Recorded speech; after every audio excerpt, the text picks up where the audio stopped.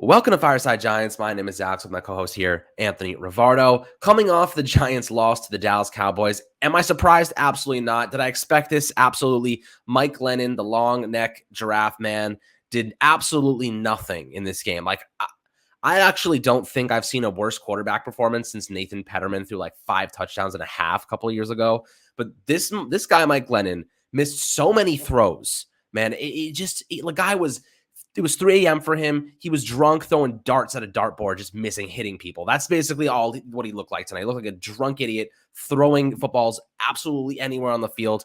Multiple interceptions. The Trayvon Diggs one, he just threw it up in the air to Kenny Galladay, and it was just so vastly underthrown. The guy's arm, for a guy that's 6'7" to have an arm as weak as his, it's just actually mind-blowing to me. Jake Fromm came in this game, marched down the field with relative ease, and actually looked pretty good. He had a couple really nice throws. But right off the bat, Sterling Shepard, a non-contact injury. I posted the video on Twitter if you want to go check it out. Looked like an Achilles tear to me. He was pointing at that lower leg. He was holding on to it. They were feeling the back of his leg. I'm willing to bet that it's an Achilles tear. That's probably the end of his career with the Giants.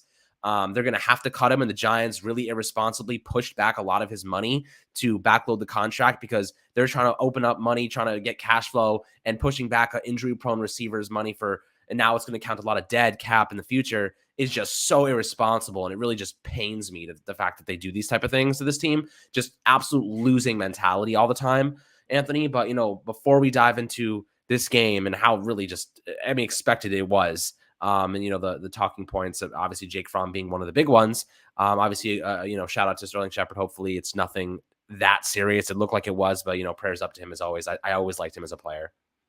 Yeah, I love Shep. I'm a huge Sterling Shepard fan. He's definitely one of my favorite players on the New York Giants, so prayers go out to him.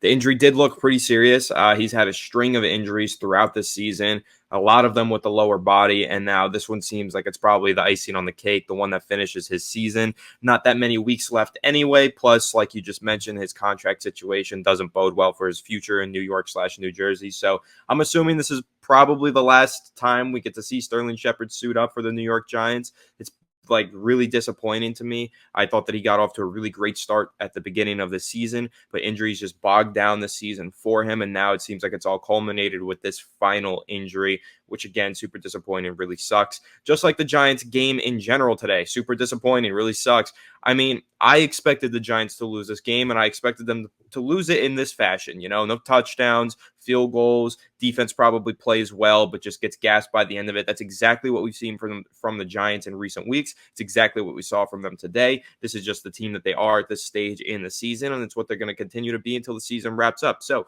no real surprises today. I will say, though, Mike Glennon, horrible, not a good backup quarterback, just not a good quarterback in general. Will Hernandez, horrible offensive lineman. He's got to go. Billy Price is not good either. Matt Parrott, a lot of struggles, but I did see some good things. I know a lot of people don't feel that way, but I personally still am on the train of if Matt Parrott has more playing time, he could be a better player. And then, of course, Jake Fromm. He's going to be the major talking point for the Giants and Giants fans today. I thought that he looked pretty solid towards the end of the game, made a nice deep ball to Kenny Galladay, and looked very comfortable in the pocket, very comfortable commanding the huddle and playing. And I do think that he should start next week over Mike Glennon if Daniel Jones is still out. And like we all know, Daniel Jones is now expected not to return by many Giants players, according to Ryan Dunleavy of the New York Post. So looks like we're going to be getting backup quarterbacks for the rest of the year, which at this point is what it is. I'm just ready for the season to wrap up in general.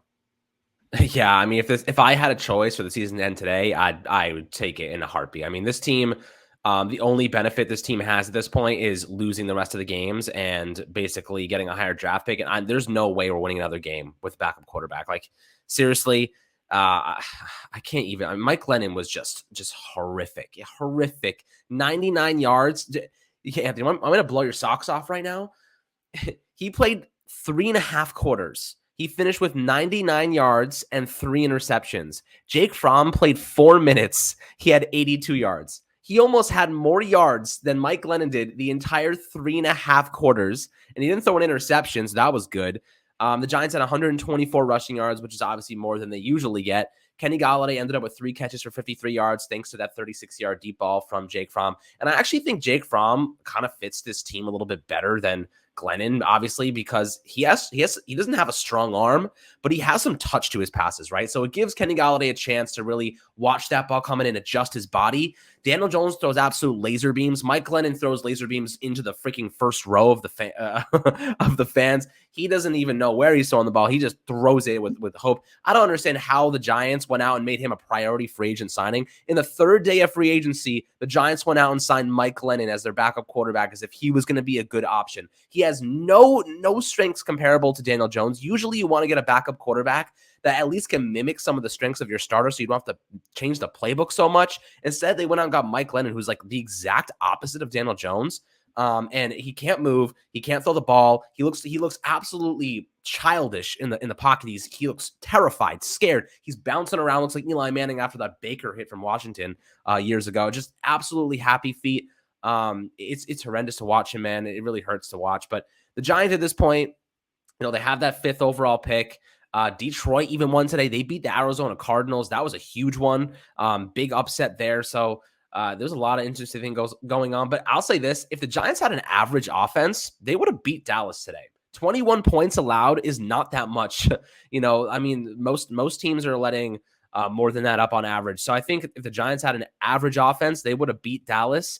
And they probably would have had more time of possession. So maybe they didn't. Maybe they don't allow 21 points. Maybe Mike Glennon doesn't throw 3 freaking interceptions. That was a mixture of a curse word and me trying to be PG-13. So ultimately, you're looking at this team right now. It's in shambles. If I was John Mara watching all these Dallas fans take over my home stadium in week 15 or whatever the hell it is right now, I've lost count. It's just so bad. I don't even want to turn on my TV, but it's my job. I have to say, like, Anthony, if you're John Mara, let's say like in another reality, you're John Mara, you see Dallas fans overwhelming your fans in your home stadium, and you want to be competing for the playoffs. What are you doing? Like, I mean, if it was me, the whole front office is on notice. Like, you guys are done. Straight up. Like Dave Gettleman, the fact that they're letting him retire is actually like hurtful to the fans. Instead, they gave out free medium Pepsis instead to hold us over, as if like that's a big deal, right? Maybe that's like $1,000 worth of soda. Meanwhile, the guy's an absolute billionaire. He could have given every single person, every Giants fan in that stadium, free food and not even blink an eye. It's just like, it actually hurts, man. Like I feel offended from ownership based on what's happening. This is the 5th consecutive season the Giants have posted double-digit losses, right? 5 of their last 7 years, double-digit losses. What are we supposed to do at this point? What are we supposed to do from here? It's Anthony. What do you expect? You think we're going to lose the rest of these games? We have 3 more games left. We play the Eagles next week, and then we have to play the Bears and Washington. The Bears game's interesting because obviously that has implications for the draft. But man, I can't see us winning another game this year. Even the Bears are bad. I don't think we can beat them. Honestly, I think that all 3 of these games are winnable for the Giants, but I do ultimately think there's a really good chance they lose all 3 of them due to the fact that their backup quarterback situation is really poor. If Micah Glennon goes out there and starts all 3 of these games, I think that the other team is going to be the favorite to win no matter what, because Mike Glennon really does look that bad. He has looked that bad this season, filling in for Daniel Jones. If Daniel Jones is somehow able to step in and play in any of these games, then I'm probably going to say the Giants have a real chance. But until then, and I don't even expect that to happen. I don't think Daniel Jones is going to play again this year. So I'm not expecting the Giants to win any more games this year. I agree with you. And I also do want to speak on your point about there being so many Dallas Cowboys fans. On one hand, I'm like, well, the Dallas Cowboys probably have more fans than anybody in the league, right? They're just the most populated fan base around the country. It's the Dallas Cowboys. So that doesn't surprise me too much, but it's really just speaks to the fact that if the Giants were a good football team, the Giants fans would be outnumbering the Cowboys fans. But unfortunately, the Giants have been bad all season long. They've been bad all year long. They've been bad for 5 years in total, spanning, I mean, really, they've been bad for the whole decade. So at this point, what do you expect? Like, of course, there's going to be other fans filling up the stadium, especially at the team like the Dallas Cowboys. I mean, there's just no reason to watch these games if you're a Giants fan. You know that you're not going to get a good product on the football field. There's no reason to spend your hard-earned money and go to the games and go watch these games in person. There's just no reason to. The Giants aren't giving us any reason to be invested in this team, and that's all we really want is a reason to be invested, a reason to cheer on this team week after week, and we just don't have that right now. We have a backup quarterback who stinks. We have a former superstar running back who makes a couple nice runs here and there in a game, and we're like, oh, vintage.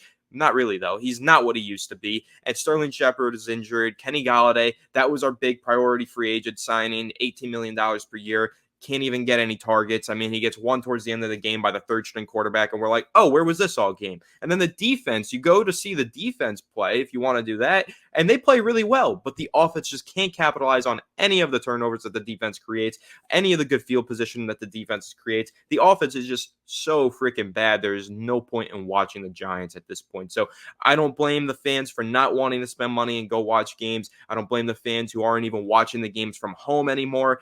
There's just nothing compelling about the New York Giants right now. And yes, that's a message to John Mara. If the fans think there's nothing compelling about this historic, one of the greatest sports franchises in the history of American sports, there's no compelling reason to watch this team play. That should be a major wake-up call to John Mara. No, Dave Gettleman should not be allowed to retire. He should be fired, and there should be wholesale changes in the front office. The report today that said that Kevin Abrams might take over as the GM, Alex, you were right that that's going to be a possibility. I hate that possibility. I think it's incredibly stupid, and it pisses me off. I'm infuriated now with the Giants, with the front office, with ownership, everything in between.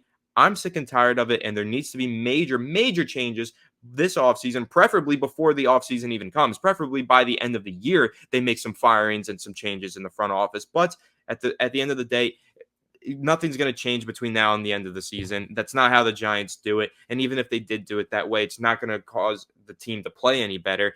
But I'm ready to just start looking ahead to the offseason, man. I've hit a boiling point. I'm really frustrated. I'm done with the New York Giants in 2021. I don't want to watch them play anymore. I will because I have to, because I am a diehard Giants fan. I watch every single game, but I am really sick and tired of this team. Yeah, I mean, look, we discussed this the other day in terms of outside hire, inside hire. If I'm hiring a new GM, I want Ed Dodds from the Colts, man. That guy has such an eye for talent, man. I mean, talk about Jonathan Taylor, Quentin Nelson. Obviously, that's the gold jacket player, and you can't go wrong with with a big offensive lineman like that. I think that Ed Dodds is my leading candidate as well at this point. Don't give me Louis Riddick. People want Louis Riddick because he talks, man. Right? Like he's a guy. He's a face. You can put a face to what he's saying on ESPN and stuff, and you hear what he's saying and he tweets and stuff. But go look at an actual track record of a GM like Ed Dodds and how many great selections, how great that the Colts have been in rebuilding that team, putting themselves in a position to win right now. They're a good team. They just beat the shit out of the Patriots on national television at their, it's just at this point in time, Ed Dodds, he's proven. I don't want a guy talking on ESPN. I don't give a shit about the talk. I don't give a shit about the speech. I want a guy who's proven it. I got to say, here's one thing that I'll say about Louis Riddick. I'm not a big fan of him either. I think that he's said things about specific Giants players in the media, like Andrew Thomas. He called Andrew Thomas awful last. You're coming in here with bad blood already. It's stupid. And Andrew Thomas is arguably our best player now. So it's like I don't want our GM coming in with bad blood. He's got to reconcile with Andrew Thomas. It just wouldn't work well, in my opinion. But another thing I got to say, he's not even my favorite media personality general manager candidate. I like Daniel Jeremiah. Anyone who knows Daniel Jeremiah, I mean, he is a smart mind, a smart football mind. He has experience in NFL front offices, Super Bowl winning NFL front offices. I really like him. I'm going to dive into all these general manager candidates once the offseason begins, doing a X-Files series on potential general manager candidates. We're going to call it Gettle Gone. Once Gettleman officially is gone from the New York Giants, I'm excited to get started. I'm going to do Ed Dodds. I'm going to do Louis Riddick. So make sure you stay tuned to Fireside Giants to see all of that, because that's going to be our most exciting point of this offseason, right, Giants fans? Finding a new general manager. Yeah, I can't wait until Black Monday, man. The second this season is over, the second that Sunday is over for the Giants, January 9th, I believe it is the last game. That next day, it better be a goddamn bloodbath in the front office. John Mara gotta be like, come soon enough. There's got to be a gladiator out here. Like he's like, you guys, he's rolling up like you're done or you're surviving straight thing. Like he's got to go in there and shake it up. Because right now, you have a lot of guys in positions that don't deserve to be there. Now, do I think the Giants are going to go out and try and get a guy like Ed Dodds? They may interview him, but at the end of the day, they're going to interview a bunch of guys, but I think it's going to end up being Kyle O'Brien for 1 year with Joe Judge, and that's just going to stall the process. I think that's like what they're going to do. They're going to justify it. Joe Judge is going to say, if you're going to keep me, you have to give me someone who's going to be in conjunction with me and has synergy with me so that we can be on the same page. It's at this point, bro, you go out, you do whatever you can to get Ed Dodds. You say, hey, we got 9 draft picks, 2 first-round picks. We have everything in the world for you to make this team great.